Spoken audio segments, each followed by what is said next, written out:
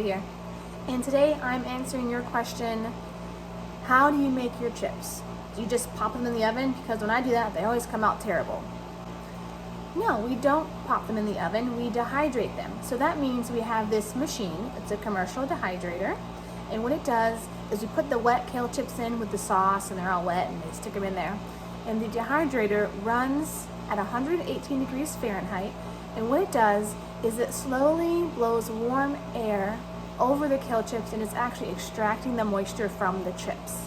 So they're not baking at a high heat, they're having the water removed. So this naturally preserves the food while also keeping all of the nutrients and enzymes intact. So that's what raw food means. It's different from beef jerky because beef jerky is also dehydrated, but at a higher temperature, so the food is actually cooking.